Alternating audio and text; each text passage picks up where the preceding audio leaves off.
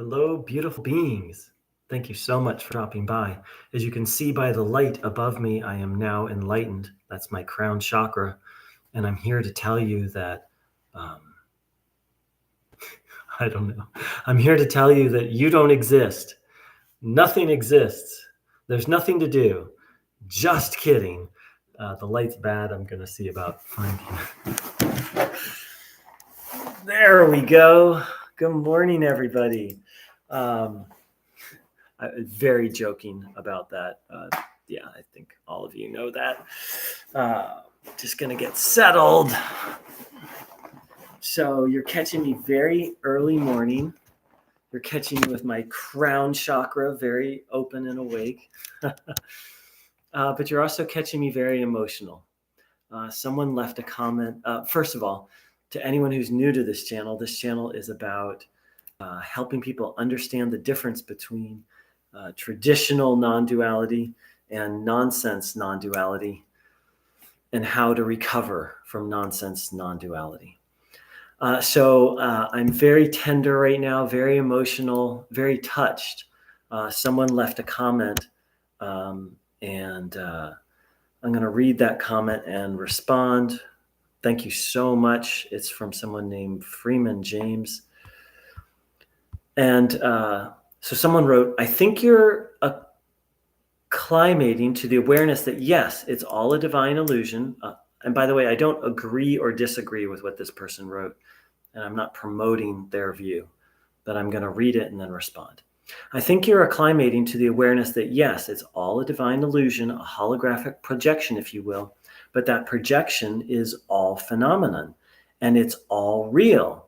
But it's all your mind, because mind is all there is. The mind of the cosmos projecting all experience. So it is an illusion, but it's as real as it gets. Like there isn't some hidden, more real world somewhere else. This illusion, this rich, complete 5 sense experience is the real deal. And it's all mind, which is tone.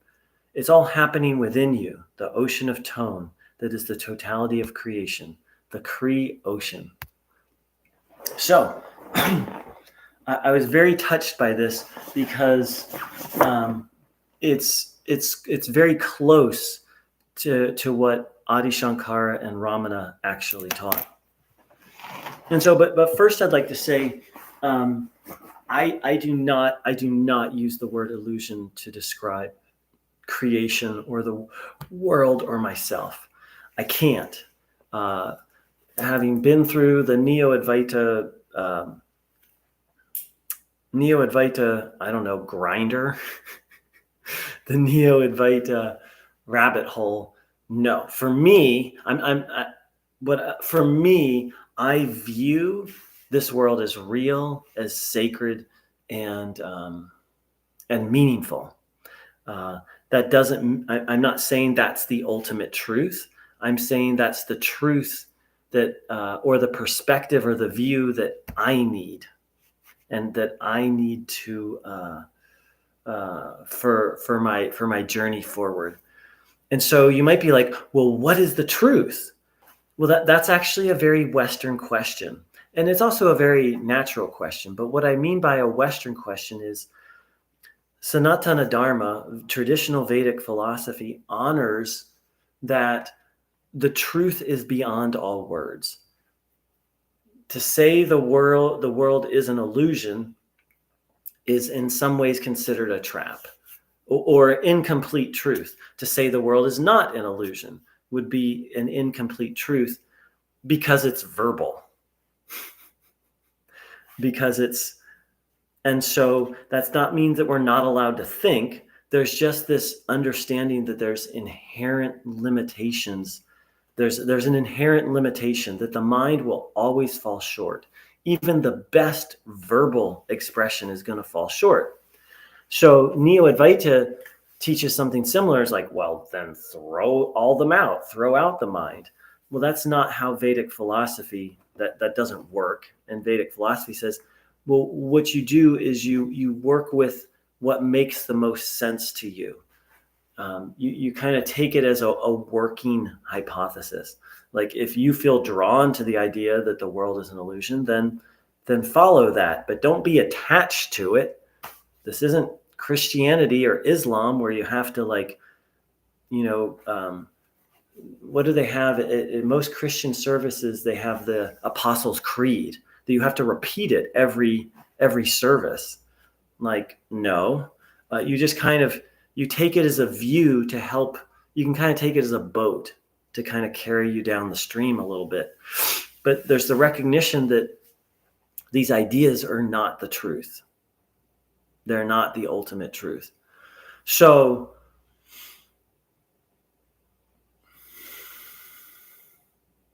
where I'm at on my journey is no, I do not accept the idea that the world is an illusion. I reject that idea for myself. If you want to believe it, I think what this person wrote is very poetic. If that works for you, follow it. For someone recovering from Neo-Advaita, I would not recommend that view. I would recommend the view that I've taken on, that this world is real and sacred and part of the divine. But that's just my recommendation, and that's just what works for me. Now let's get to Adi Shankara and Ramana. So there's different, Ramana said different things to different people. So his final teaching, or what I consider to be his most complete teaching on this topic, is similar to what this person said. Ramana quoted Adi Shankara. Well, let me see where to proceed here. I'm just not a non-duality teacher, so I almost don't want to go too much into it. But here's a couple examples of what Adi Shankara taught on this topic, and then I'll get to Ramana. Ramana is more complicated. Adi Shankara taught that Brahman, the Supreme, alone is eternal and unchanging. The world or creation is not and real, but not in the sense that we think of it. Real in the sense of always the same, always here, never changing. The world and creation is asat. Sat means eternal, unchanging, sort of real, but not in the way that we think of it. Creation, he said, is asat, constantly changing, not eternal, not real, meaning not eternal. And then, so that's where Neo-Advaita stops. And then he says, the world is Brahman. So there's kind of like this separation, and then there's this bringing together, which is very similar to what this guy said, and very similar to what Ramana ultimately said, is that initially you have to reject the world as, you have to sort of, in essence, reject the world as real, so you can then come around and see that ultimately the world is not different from God, from the divine, from ultimate truth. Now, the interesting thing is this person talked about the world is an illusion. That's not exactly what traditional Advaita says. Traditional Advaita says that the illusion, the primary illusion, is that I am the body, the feelings, the thoughts. And the secondary illusion is that the world is permanent and real. No. The second illusion is that the world can give any lasting happiness. And then the third level illusion is this idea that the world is permanent and solid, when in fact it's constantly fluctuating. Like, I'm looking at this wall in front of me right now. You can look at the wall behind me, and it looks very real. It looks very solid. And when I look at it, it's very subtle, but there's kind of this feeling of like, not just, it's unspoken, but there's this feeling like, oh, that's constant. Oh, that's solid. And then on a very subtle level, there's this feeling like, oh, that's always been here and always will be. But that's really not true. It's really, really not true. That wall has not, that wall and the wall I'm looking at has not always been here and will not always be here. But we have this very subtle delusion that it has been and will be. And that's what Advaita really says the illusion actually is. Those three things I just went over. And you can find some language, like Ramana will say the world is dreamlike, but the thing where it gets really subtle, and this is where Neo-Advaita teachers completely misteach it, and where the shit show begins, is then they'll say, well, it doesn't exist. Because that's what illusion means, and that's what unreal means in the Western world. It means non-existent. In the Eastern world, it means something very different. And I kind of just went over that. This idea of permanence, appearing permanent, appearing like it can give you happiness. So to the person who wrote this, so what I want to say is what you wrote is very close, in my view, to what to what traditional Advaita says on the topic. And it's much closer than what Neo-Advaita teaches on the topic. And for me, I just go with what's functional. I just go with the thoughts and the spiritual ideas that actually move me forward on the spiritual path. And so the ideas that you're talking about are like, they don't move me forward. They might move someone else forward. But for me, what moves me forward is just a full embracing of life. And also, see, I don't do speculation anymore. Meaning, like until I verify in my direct experience something, I just don't take it seriously. And that's the other thing, is Neo-Advaita is just full-blown speculative philosophy, which ultimately is what, in my view, what religion is.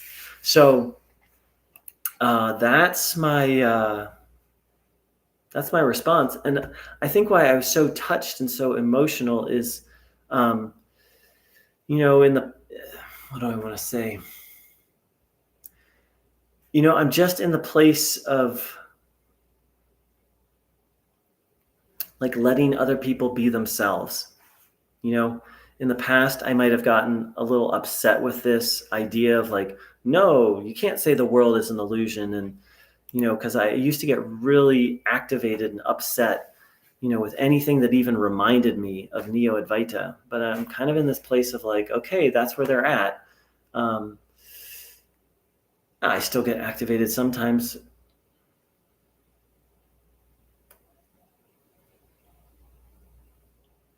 I'm not sure the other reason. I think the other reason why I was so touched by this is I just feel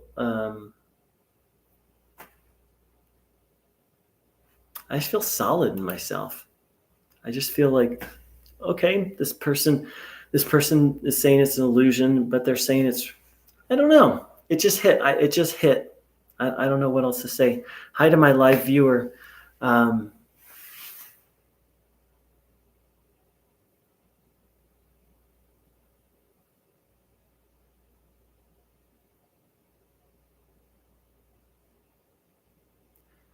I think I'm just really grateful to every time someone talks about the world as an illusion, they go the Neo-Advaita route. Like, it's an illusion. It doesn't exist, so it doesn't matter. And to hear someone say something that's a little closer to traditional Advaita, and sometimes we just feel things and don't even know why. Hi to my live viewer. If you have any questions or comments, feel free to type them in. But to circle around to close where I'm at, I am embracing myself and life. I'm like, I want to do life. And to do that, I embrace all of this as real, maybe in the more Western sense of the word, and sacred. And my view is that this is part of God. The view that works for me, and I've shared many times, I'm following Vishishta Advaita, which means qualified non-duality. And I really qualified Advaita. It has nothing to do with Neo-Advaita, and it's very not related to Advaita Vedanta. The idea is that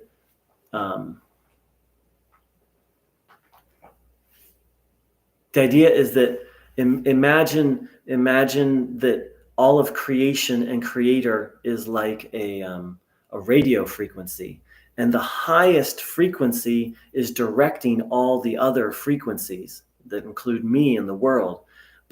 And it's on a spectrum. So there's this idea in Vishishta Advaita that everything is one and certain things are higher, as in the creator and director of all that is. And it's kind of like this soup, everything is a part of one thing, and yet there's also there's something stirring the soup that's in charge. So they say oneness with differentiation. And it doesn't get into this idea of illusion. It doesn't get into this idea of I don't exist, nothing matter. That's why I'm into Vishishta Advaita. So it really works for me. So all that aside, I love life, or I'm starting to love life. Sometimes it's hard and I hate it, but the life journey, I'm starting to love it. I'm starting to embrace it. I'm starting to embrace me. I'm starting to have some fun occasionally. And this is not to argue with the person who made the post, but I reject the idea that the world is an illusion. I say no to that. I don't say no that it's not true, because I don't know. I'm not some great saint or sage.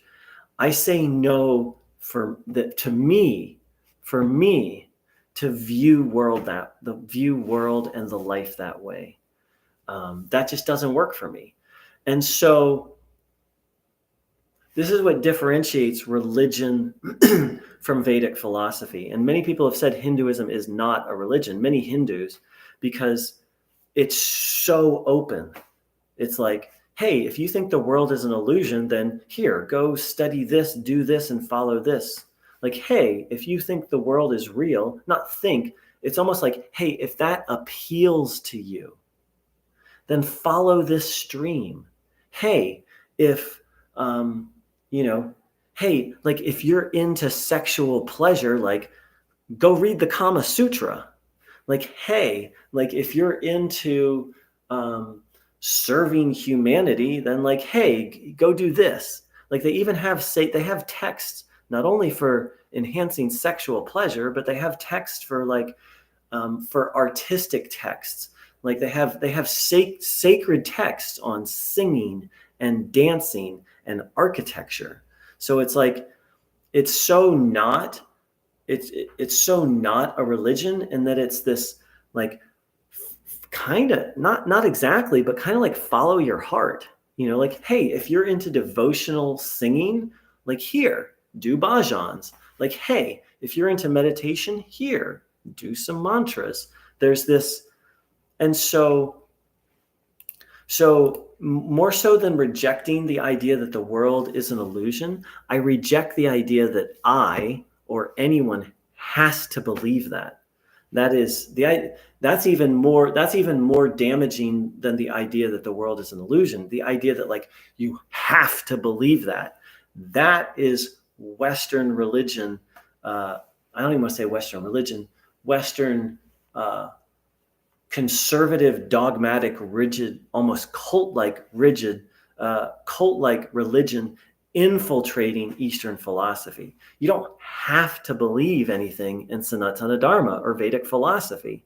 There's literally thousands of mini religions underneath Vedic philosophy. So again, it's just like, well, what one speaks to you? What draws you? And then follow that. So that's my little pep talk for the morning. Thank you so much for Freeman James, your comment.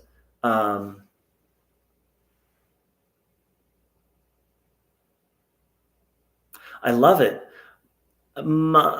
It's a little too esoteric for me, but it sounds like it's working for you. And I think what I love about what Freeman James wrote is it feels like it's coming from him.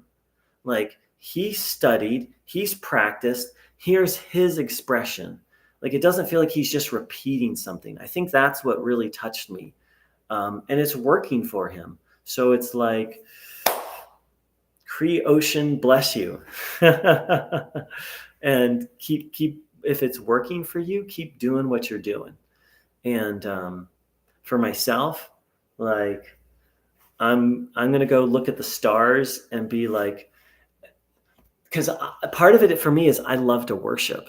Like worship really works for me. So I'm gonna finish this video and I'm gonna go put my feet on the earth and look at the stars and just be like, wow, how great whatever made this, how great thou art, you know? Because I'm into bhakti. And yeah, that's all I have to share. Thank you so much to my live viewers. Thank you so much to Freeman James for your beautiful comment. And the dialogue gets opened up. And last call for questions or comments.